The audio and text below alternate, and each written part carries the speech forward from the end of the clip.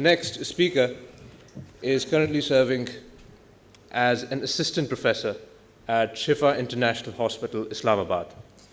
He received his rheumatology training in the UK and has completed his master's in musculoskeletal sciences from Oxford. Please give a round of applause for Dr. Tahir Hashmi. Okay, Assalamu alaikum, good afternoon. Thank you very much to the organizing committee and the organizers for inviting me to give this talk. I know it is very hard to keep your eyes open. I normally take a nap every day at this time from 4 to 5, so I can understand. Actually, I had to take a cup of tea to just keep myself awake. And okay, I will try to keep it very simple and straightforward, and I hope we will learn something. So my topic is musculoskeletal complications of diabetes mellitus. I think this area has been under-researched, and I think hardly remember that this presentation has been given in our PSR society in the past, but this is becoming very relevant in current circumstances, as we will see. Okay, so diabetes in Pakistan is in the news for all the wrong reasons. As you can see, that we are in the top, we are basically topping the world. We are the champion.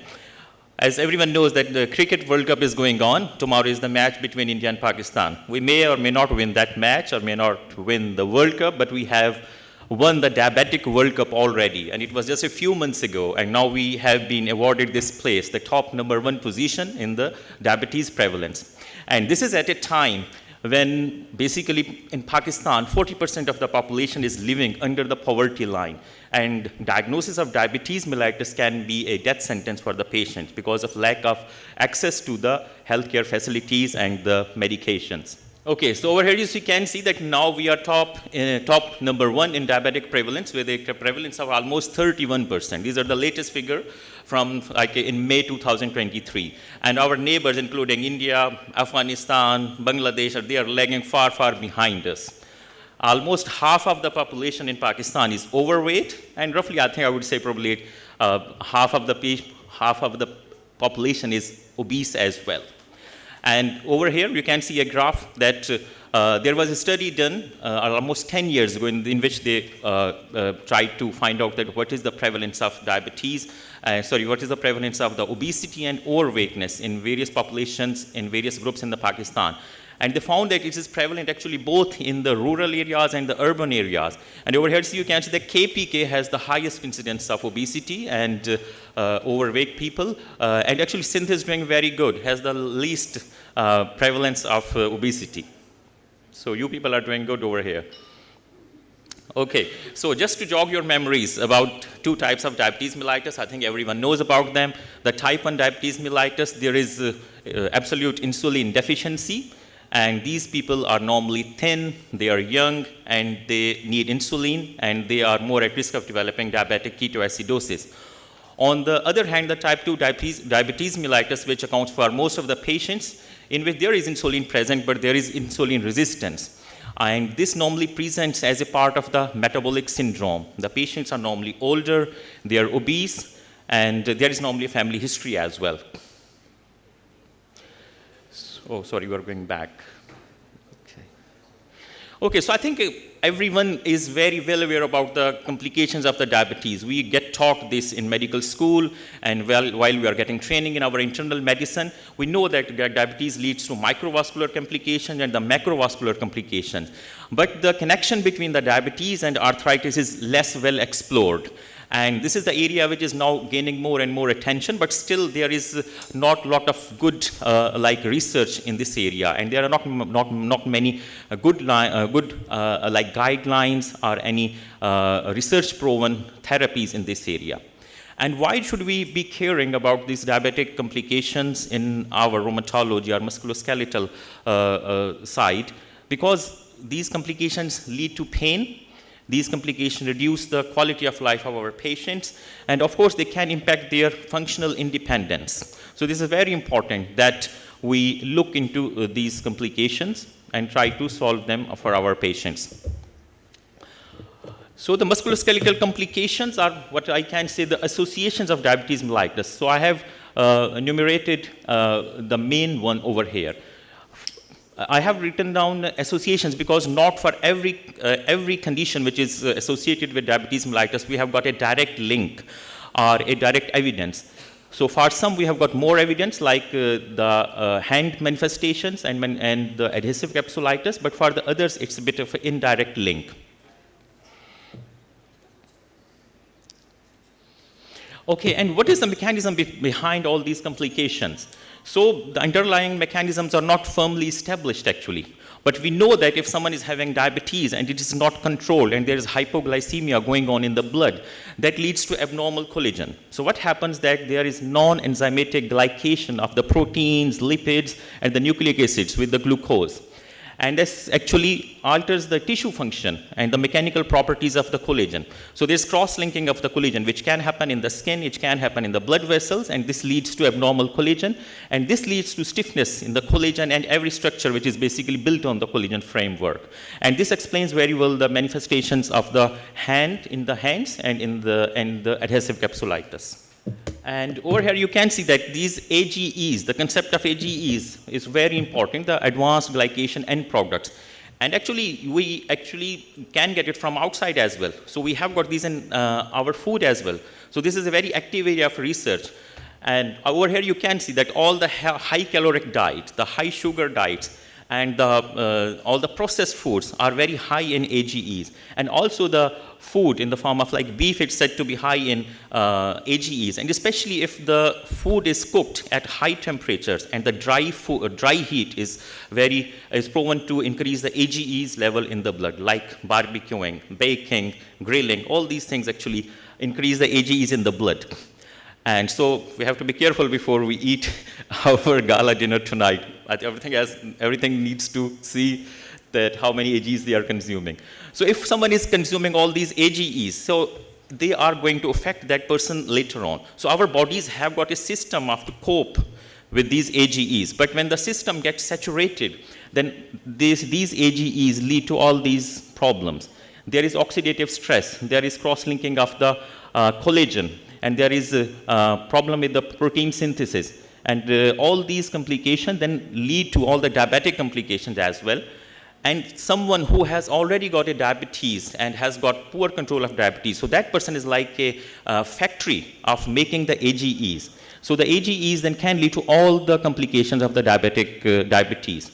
And if someone has not got diabetes, and if they are consuming too much AGEs, they can trigger them into having diabetes. So these AGEs have been implicated in everything from diabetes to Alzheimer's. So with that in mind, we will start from the hand complications in the diabetes. I think many of you will be aware of all these complications, but we have to make a connection between the diabetes and these. And because we will be seeing many patients who will be attending to our clinics for knee pain or for back pain, and we have to look for these complications, we have to ask for this, and we actually can educate them that they have to control their blood sugars, they have to be compliant with their medications, because the best treatment at the moment is that we control their diabetes very well so that they do not develop these complications.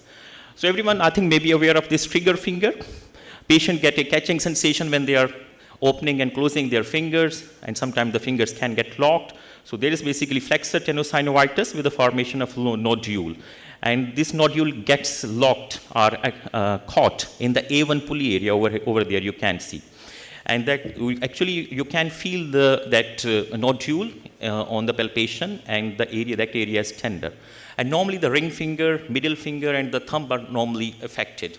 And of course the incidence is much, much higher in the diabetics. And again, it's associated with longer duration and poor control. In mild cases, physiotherapy is helpful, but most of the times we have to give the steroid injection. And this is a clinic procedure, and it's very easy, but the response may be lower in the diabetics. And if someone has got recurrent trigger finger or not getting better with the injection, of course, they need to go to the hand surgeon. So Dupuytren contracture, we have been reading them, studying them since we were in medical school.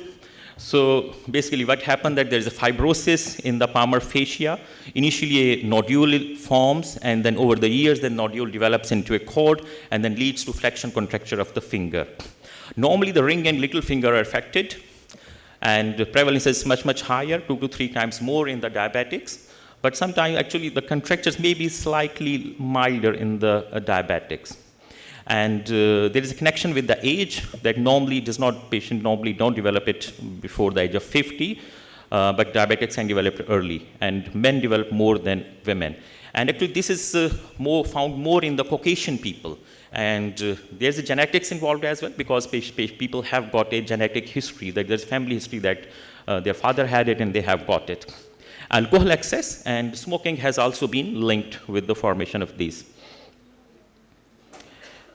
So over here you can see that there are 3 stages of this Dupuytren contracture, and depending on the stage and the hand function, the treatment depends on that.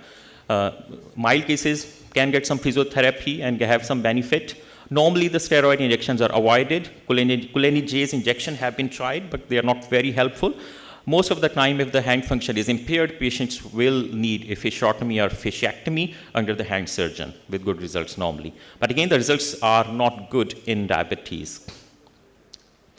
Carpal tunnel syndrome, I think everyone should be aware of this, will be aware of this. So there is numbness, tingling in the median nerve distribution, and in the later stages, there is weakness in the hand and also loss of muscle bulk as well. Up to 20% of the patients have got actual diabetes mellitus, who have got carpal tunnel, have got diabetes mellitus as well. And the management, I think we are aware that the risk points to start with, physiotherapy, OT, and we normally in Pakistan use lot of pregabalin and gabapentin, but actually this is an off-label use because the guidelines do not suggest to use this. But recently a study was done in India, and they found that in primary idiopathic carpal tunnel syndrome, this was quite effective. Steroid injections can be given, and if someone is not getting better, then of course we have to send them to the surgeons for carpal tunnel release. But the results are normally good if the patient has not got peripheral neuropathy.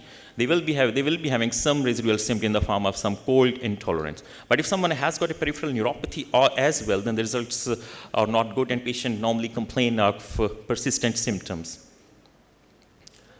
So diabetic cardiomyopathy or stiff hand syndrome. I think probably since I have been asked to give this talk, I have been looking more at my patients. I think that probably patients have got more of this. The problem is that they will not tell you about this because this is normally a painless condition. The patient will come to you with knee pain or back pain, but if you start examining their hand, you will see that they have got a mild degree of this as well. So what happens that there is a tight waxy skin over the MCPs, and there are flexion deformities of the MCPs and PIPs, and it looks like actually systemic sclerosis. That's why it's called diabetic sclerodactyly. But these patients, of course, do not have Raynaud's phenomena, and the digital ulcers and their antibodies are negative. So that is the differentiating feature. And prevalence varies from various studies. It could be 8 to 58%. So patient will present late. And so if someone is having this, it means that they have had disease for a long time and their poor control has been poor.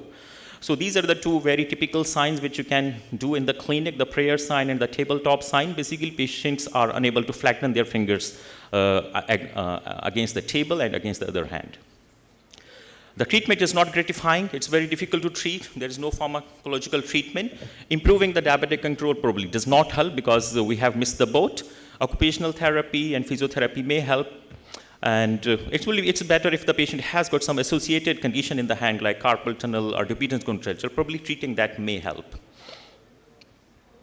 I think this is the most painful condition our diabetics patients face, the frozen shoulder.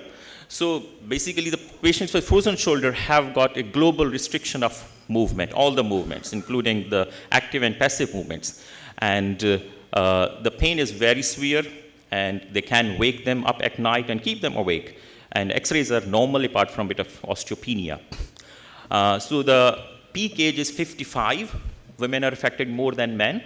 It's normally uncommon less than 40, but if the patient is diabetic, probably they can have it. In younger patients, we have to look more about subacromial pathology like impingement, bursitis.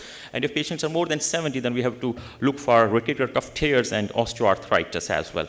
So diabetic patients get it at a very younger age, and normally the prevalence is 3 times higher than as compared to the non-diabetics. So there are several other recognized associations as well. In addition to diabetes, patient can develop it after trauma, after any surgery, thyroid disease, stroke. So these are the most common associations that you will see patients developing adhesive capsulitis. So this is the joint, this is how the joint looks on arthroscopy. So there is inflammation, quite florid inflammation, which is followed by development of adhesions and fibrosis. So MRE is normally needed, if only needed if there is uncertainty about the diagnosis. Otherwise, the diagnosis can be made on examination and just to getting an X-ray done. X-ray is done to look for glenohumeral osteoarthritis and posterior dislocation. So historically, it has been divided into 3 stages. The first is the freezing stage, in which there is extreme pain and the stiffness is increasing. The second stage is the frozen stage, in which there is basically no movement at all, and the pain is getting better. And the third is a thawing phase, in which there is resolution of the symptoms. And it can last from 3 to 4 years. So this is how it looks like on the graph. We have been told always that this is a self-limiting disease, and we tell the patient that, okay, it will get better. But actually, 40% of the patients may have residual symptoms even after 3 years, so it's not that benign disease, actually. And there is a paucity of high-quality evidence how to treat it. It's very important to tell your patient that I cannot fix your problem in one day. This is going to be a long haul, and you will have to come again and again, and this may last for years. Pain is a big problem, and probably the opioids will be needed, and sometimes we have to give, I have to give a suprascapular nerve block as well to few patients. Normally, the treatment is that patient should be having a steroid injection in the shoulder, in the glenohumeral area, because there is a pathology, and then physiotherapy should follow that, because the patients are so much in pain and restricted that the physiotherapy does not help normally, and it's too painful. So a gentle physiotherapy will be more helpful. If they are not getting better, then they can be sent to the shoulder surgeon. We have got, which have got this manipulation under anesthesia and arthroscopic release, which can help. So I would like to say a few things about this trial, which was done in UK actually just recently, the FROST trial, in which they compared 3 groups to see that which treatment is superior to other therapies. And the patients who were referred to the secondary care by the primary care physicians, and they divided them into 3 groups, and this trial was designed to show superiority of one of the interventions. The first group received early physiotherapy with steroid injection. The second one was put on, had MUA with injection and physio, and the third one arthroscopic release plus minus injection and physiotherapy. And basically, the outcome measures, the Oxford shoulder score was checked at the beginning of the randomization and after 1 year. And the Oxford shoulder score is a basically measure of the shoulder pain and function. It's from 0 to 48, 48 being completely normal and 0 being very symptomatic. And actually 30% of the patients in this group had diabetes mellitus, so that's relevant to our talk. And over here you can see that the patients who are in the early structured physiotherapy group, they are actually getting better at 3 months. They're improving as compared to the other groups. This was because there was less waiting time to get the physiotherapy and the injection therapy. And the patient had to wait longer for the surgical interventions. But at the end of 1 year, almost all of the groups did well. With the arthroscopic capsular release doing a little bit better, which was actually statistically significant, but was thought that it's not clinically significant. So all these 3 interventions had substantial improvement, and none of the clinical intervention was superior. Over here you can see that in the subgroup analysis, the patients who were diabetic, they did basically poorly as compared to the non-diabetics in all these 3 groups. So what implication it has for our practice, that diagnose the patient early, give them an intra-articular steroid injection, and send them for a physiotherapy program. So diabetic muscle infarction, this is a very rare condition, and only the case reports and case series are available. The pathogenesis is likely vasculopathic. Patient normally present with acute onset of pain and tenderness in the thigh muscles or in the calf muscles, and sometimes there is a mass palpable as well. Serum CPK is probably normally elevated with raised inflammatory markers. MRE is usually the modality which actually picks up the diagnosis. Muscle biopsy is normally not needed, and the treatment is normally sportive. Physiotherapy is normally avoided, rest, pain relief, and if they are not on aspirin, it should be added. Okay, so I think probably everyone knows about Charcot arthropathy. Again, actually I don't see a lot of Charcot arthropathy in my clinic, but I think there's something which we have to be aware of. So the patients who have got peripheral neuropathy, sometimes they can present with unilateral swollen red hot foot after a minor injury, and this thought to be some vasculopathic mechanism and the mechanical factors, that the patient completely present like they are having a gout attack or cellulitis. So it's very important to be aware of this condition. There's no fever although, and the ESR, CRP in a typical case is normally actually negative, and X-rays do not show much apart from a bit of osteopenia and soft tissue swelling. The diagnosis is very important at the early stage, and the MRI helps with that. And we have to be cautious about other conditions like septic arthritis, osteomyelitis, inflammatory arthritis. Several other conditions can present like that. So over here you can see in that foot that the right foot is a bit swollen. If it's not treated properly, the patient develop quite a horrendous X-ray. We'll see that what are the stages of this. So over here you will see that there are 4 stages of Charcot neuroarthropathy. In the first 2 stages there is inflammation and fragmentation, and patient may present to us in these 2 stages, but in the 3rd and 4th stages, when the recovery is happening, the patient may present with a deformity, probably not to us. And this deformity which you see over here is called the rocker bottom deformity. So this is a very late stage of Charcot foot. And it's important to diagnose it early and refer to someone who has got specialist interest in it, because these patients need offloading that foot, and they need to be put in a plaster cast. And that plaster cast may be there for weeks to months, and this is the way they prevent the development of the proper Charcot foot.